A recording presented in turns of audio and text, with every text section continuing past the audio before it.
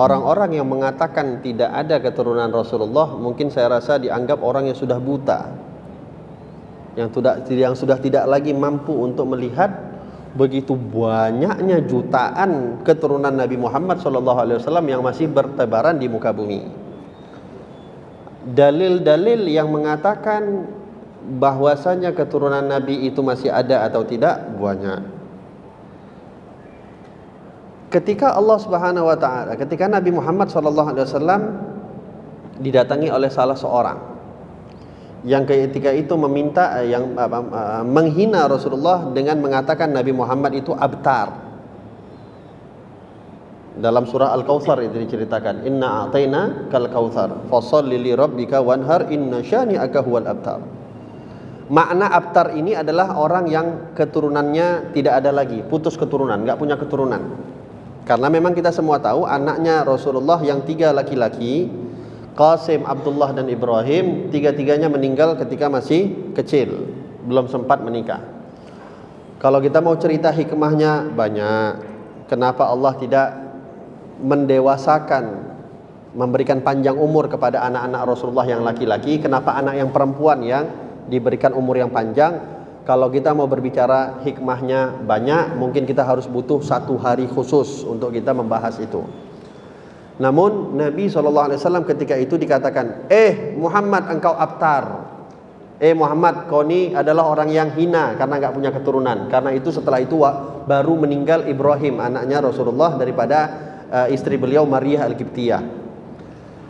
Mendengar itu Nabi tidak sempat menjawab, Allah langsung turunkan wahyu menjawab ucapan orang yang mengatakan Nabi Muhammad gak punya keturunan. Kata Allah Subhanahu wa taala, inna syani'aka huwal abtar. Yang mereka yang mengatakan engkau tidak punya keturunan wahai Muhammad, kami yang akan jadikan dia yang tidak punya keturunan. Maka ini adalah teguran daripada Allah. Mudah-mudahan yang bertanya betul-betul ingin bertanya. Akan tetapi kalau kita mendengar ada orang mengatakan tidak ada keturunan Nabi Muhammad, hati-hati.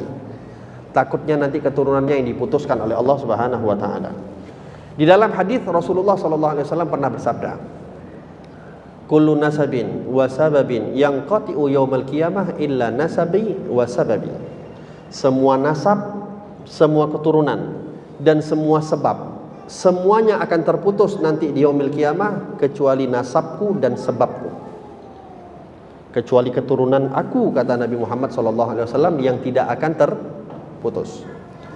Oleh sebab itu, termasuk khususiat Nabi Muhammad SAW dijadikan keturunannya bukan daripada anak laki-laki, namun dijadikan daripada anak perempuan beliau.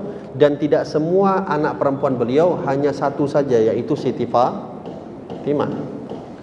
Siti Fatimah, salah satu hikmahnya ketika dilamar oleh Abu Bakar As-Siddiq, datang Abu Bakar As-Siddiq kepada Nabi Muhammad, tidak diterima lamarannya Sayyidina Abu Bakar. Datang Sayyidina Umar bin Khattab, tidak diterima lamarannya oleh Rasulullah, lamarannya Sayyidina Umar bin Khattab, padahal yang datang adalah Abu Bakar dan Umar. Kurang mulia apa lagi? Namun ketika datang Sayyidina Ali bin Abi Thalib, bukan malah ditolak, malah ditawari oleh Rasulullah SAW, kalau engkau enggak punya mahar yang cukup, aku yang akan berikan mahar kepada kau untuk engkau lamar anakku Fatimah. Hikmah kenapa Sayyidina Ali yang dipilih, bukan Abu Bakar dan Umar? Di sini bukan diukur oleh Allah. Artinya pernikahan antara Sayyidina Ali dan Sayyidah Fatimah itu adalah iradahnya Allah, keinginannya Allah. Bukan karena Allah mengukur ketakwaan Abu Bakar lebih rendah dibandingkan Ali, atau ketakwaannya Umar dibandingkan Ali. Tidak. Kalau kita membahas keafdalan sahabat, maka tidak ada yang lebih afdal sahabat melebihi Sayyidina Abu Bakar. Urutan keafdalan sahabat itu sesuai dengan urutan kekhalifahan. Abu Bakar, Umar, Utsman dan Ali. Hanya ulama kita berselisih pendapat antara Utsman dan Ali yang mana lebih afdal, itu bebas. Setelah itu 6 orang yang tersisa yang dijamin oleh Allah masuk ke dalam surga. Di antara 10 orang yang masuk surga adalah 4 orang khalifah. Setelah itu ahli Badar, ahli Uhud, ahli Baitur Ridwan, dan ada urutan-urutan keafdalan para sahabat. Berarti kalau kita mengatakan, kenapa Rasulullah menolak Abu Bakar? Apakah Abu Bakar tidak lebih afdal dibandingkan Ali? Bukan. Tapi hikmah karena Sayyidina Ali bin Abi Thalib dinikahkan oleh Sayyidah Fatimah oleh Nabi Muhammad SAW untuk menjaga keturunannya Rasulullah, karena yang melamar adalah Sayyidina Ali bin Abi Thalib, satu-satunya orang yang masih sedarah dengan Nabi Muhammad. Karena Sayyidina Ali dan Rasulullah adalah sepupu. Oleh sebab itu ingin dijaga garis keturunan darah Rasulullah, dinikahkanlah Sayyidina Ali bin Abi Thalib dengan Siti Fatimah. Sehingga Rasulullah dengan tegas di dalam hadis mengatakan bahwasanya semua anak Adam, yaitu anak-anak manusia kita semua, nasabnya itu kembali kepada bapaknya, kecuali aku, kata Rasulullah, kembali kepada Fatimah. Itu hadisnya ada. Nah, ada orang menyelipkan sejarah atau mungkin gak paham sejarah. Bukankah anak Nabi atau cucu Nabi semua mati di Karbala? Tidak. Gak semua di perang Karbala itu cucu Nabi SAW semua wafat. Ada satu yang tertinggal, diantaranya adalah Sayyidina Ali Zainal Abidin, anaknya Sayyidina Husain, yang ketika itu ikut perang di perang Karbala, ikut hadir di dalam perang Karbala. Akan tetapi Allah kasih beliau sakit sehingga beliau tidak diizinkan oleh Sayyidina Husain dan laki-laki daripada keluarga Nabi Muhammad SAW yang ikut dalam perang Karbala tersebut. Akhirnya Sayyidina Ali tinggal di dalam kemahnya, menjadi tawanan oleh Yazid bin Muawiyah. Sehingga kita mendengar Sayyidina Ali Zainal Abidin wafatnya bukan karena perang Karbala, akan tetapi wafatnya memang karena beliau sedang sakit. Jadi dari keturunan Sayyidina Ali Zainal Abidin lah keluarlah Muhammad Al-Baqir, Ja'far As-Shadiq, yang mana Ja'far As-Shadiq ini malah ulama atau gurunya daripada Imam 4 madhab. Imam Abu Hanifah belajar dengan Ja'far As-Shadiq. Jelas Imam Abu Hanifah mengatakan, laula sanatin ma'al Ja'far la halaka Nu'man. Kalau bukan karena 2 tahun aku duduk belajar dengan Ja'far As-Shadiq, maka Nu'man itu adalah namanya Imam Abu Hanifah, sudah celaka dari dulu. Ja'far As-Shadiq, Ali Uraidi. Ja'far As-Shadiq punya anak Muhammad Al-Baqir, Musa Al-Kazim dan Ali Uraidi. Ada 5 di antaranya Musa Al-Kazim dan Ali Uraidi. Ali Uraidi punya anak namanya Isa Ar-Rumi. Muhammad An-Naqib punya anak Isa Ar-Rumi, punya anak namanya Al-Muhajir Ahmad bin Isa. Inilah yang pertama kali pindah daripada kota Basrah menuju ke Hadramut, negeri Yaman.